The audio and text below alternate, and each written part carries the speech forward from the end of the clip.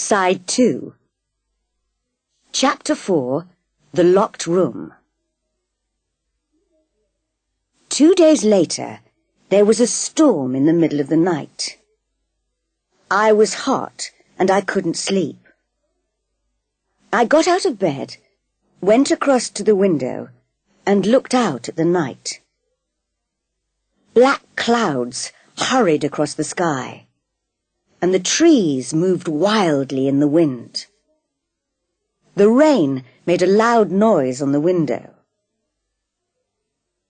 I opened my window and put my head out into the wind and the rain. I looked at the other windows in the house. Most of them were dark, but one window had a light in it. Somebody isn't sleeping, I thought. Which room is that? There were 6 windows between my window and the room with the light. And there are 6 doors between my room and the locked door, I thought. That light is in the locked room. Somebody's in there.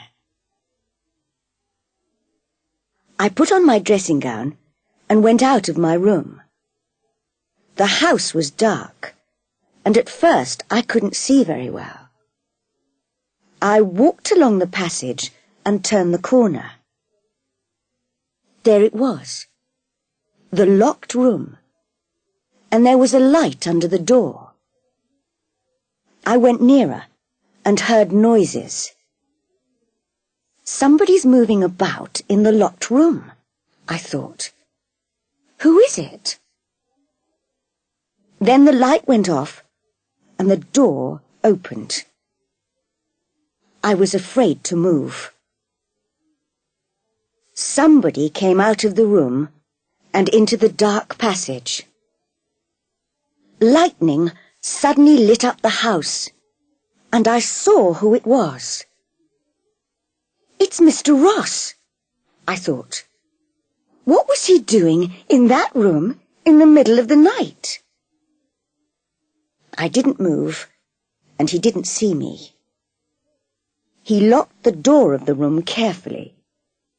He didn't put the key in his pocket, but hid it in the plant pot next to the door. He's coming along here, I thought. I must get back to my room.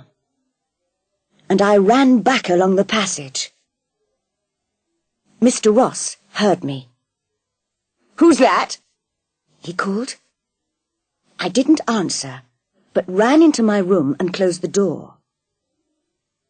He came along the passage and stopped outside my door. Then he walked past and went on down the stairs. I took off my dressing gown and went back to bed. I was shaking because I was afraid. Now I know how to get into the locked room, I thought. But what's in there? There was no storm in the morning, but it was still raining. I got up early and worked on the farm. There were eggs from the chickens, and I put them in boxes. I helped to milk the cows and then took them out to the field. Later, I went back into the house for breakfast. "Did you sleep all right last night?" asked Mrs. Duncan. "Or did the storm wake you up?" "I slept all right," I said. I didn't want to tell her about the light in the locked room or about Mr. Ross. After breakfast, I went back upstairs. Mr. Ross was talking on the telephone in his office. My mother was working at her desk. I knew that Mrs. Duncan was in the kitchen and that Mr. Duncan was working in the garden. "Where's Mrs. Ross?" I thought. Then I looked out of the window and saw her with Tony Duncan. They were walking to the boat. "He's taking her out in the boat," I thought. "Perhaps she's going to Edinburgh." The boat moved away from the island, and I waited until it was out at sea. Then I opened the door of my room. There was nobody in the passage, and I ran along to the locked room. The key was still in the plant pot, and I took it out. My hand was shaking. Then I unlocked the door. Chapter 5. A Dead Man. I went into the room, and I was very surprised. The room was full of strange things. Coloured shirts and suits. 3 guitars. And there were posters and photographs on the wall. I looked at the posters. Jake Rosso's face looked down at me. I looked at the dead Jake Rosso's picture, and I remembered all the photographs on the walls of my room in Hong Kong. I could never forget that face, the face of my favourite singer. Then, while I looked at his face, something strange happened. I began to see another face in the posters. An older face, and with a moustache, but the same face. I saw the face of Mr. Ross. "No," I said, "it's not true." But it was. I knew it was. Mr. Ross is Jake Rosso. "No," said a voice behind me. I turned round and saw Mr. Ross. He was standing in the doorway. He looked afraid. "I don't believe you," I said. "You have to believe me." I looked at the posters. "Who is that, if it's not you?" "It's Jake Rosso. He was my brother." "That's not true," I shouted. "I don't believe you. Listen, Jake Rosso was my favourite singer. I had hundreds of photos of him. I still have all his records. I loved him. Do you understand? Thousands of people loved him." "He's dead," Mr. Ross said quietly. "No!" I shouted. "You're Jake Rosso. You look different now, yes. You've got short hair. You've got a moustache now, and you wear glasses. But you're Jake Rosso. You were my favourite pop star, so I know." Mr. Ross said nothing and watched my face. He doesn't know what to do, I thought. He knows I don't believe him, and he's afraid. Then he said, "It was you in the passage last night, wasn't it?" "Yes," I answered. He looked angry. "I was wrong to give your mother a job," he said. "I thought it was okay because you came from Hong Kong, and I needed help with my work. I needed a good secretary." "Does your other secretary know who you are?" I asked. "Do the other people on the island know?"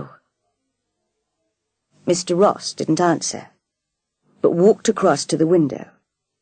He was thinking. What's he going to do? I thought. Then he turned round. Okay, you're right. I am Jake Rosso. I knew it. He looked worried and unhappy. Can you keep a secret? A very important secret. I thought for a minute, then I said, yes, I can keep a secret. Then he told me. The other people on this island are my family. Your family? I said. Yes.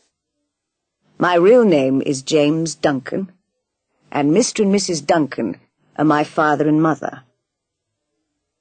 Tony is my younger brother, and his wife Lisa is my secretary. It's she who's in hospital. And Dan and Stella Parks? I asked. My mother's sister and her husband, he said. But what are you doing here on this island? I don't understand. I'll tell you, he said. He sat down on a chair and took a guitar in his hands, but he didn't play it. You were right. I was a famous pop star. I was very rich, and I had a beautiful wife. But things went wrong. How? I took drugs, he said. I drank a lot of alcohol. I got drunk and crashed cars. I did stupid, terrible things. I knew it was wrong, but I couldn't stop doing it. I was crazy for a time. I can understand that, I told him. I've taken drugs too. He looked surprised. You have?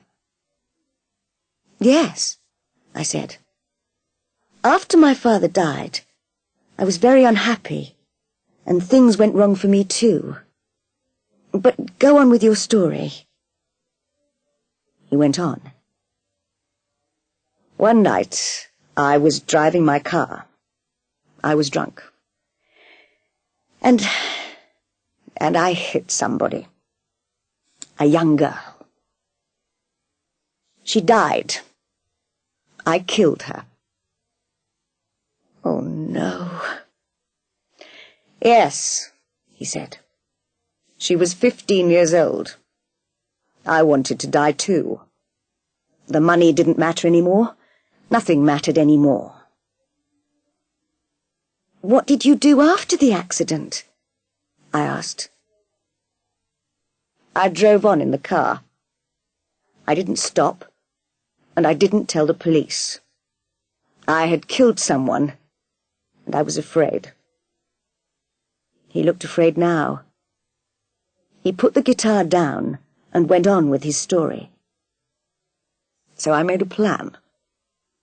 Jake Rosso had to die too. It was the best thing to do. And so I killed him. But you're still alive. My family know I'm alive, but no other people know. He looked at me. But now you know. How did you do it? I asked. I told my family about my plan, and I told Greta, my wife. At first they didn't like it, but after a long time, they said okay. Then I faked the car crash. Faked it? Yes, he said. I put some of my things in the car, a guitar and some clothes. Then I pushed my car over a cliff and burned it. The police found the burned car and thought I was dead. Everybody thought I was killed in the car crash. But you faked the crash, I said. Yes. What did you do then? My family hid me away for months. I tried to change into a different person. Shorter hair, a moustache, quiet suits. All my money went to Greta, and she changed her name to Ross. I told her to buy this island. Now I invest her money, the money that was mine. And now I'm James Ross. What about Jake Rosso? I asked. Jake Rosso took drugs, he said. Jake Rosso got drunk and crashed cars. He killed a young girl, so he had to die. I can never forget the girl. I think about her every day. And that's why you always look so sad, I thought. I looked around the room. Why do you keep a room like this? Why do you keep the guitars, the posters and photographs? James Ross did not speak for a minute. Then he said, I need to remember my old life and what Jake Rosso was like. I'm never going to sing again, and I'm never going to take drugs. But I need this room to remember. I looked at the posters and the photographs, and I looked at his sad face. I'm not going to say anything. I won't tell my mother. I won't tell anybody. James Ross looked at me. I think you understand, he said. I do, I said. I've done bad things. I want to forget them too. I needed to get away, to hide too. That's why we came to England, to begin a new life. Yes, I understand. He took my hand, and we walked out of the room and closed the door. I never went into the room again, and I didn't tell anybody. My mother and I left the island at the end of the summer. Soon after, I went to college. My life is better now. I work on a farm in England, and my mother works in an office. My mother doesn't worry about me because I'm happier now. I haven't been back to the island, but I know there's a dead man living there. End of Side 2.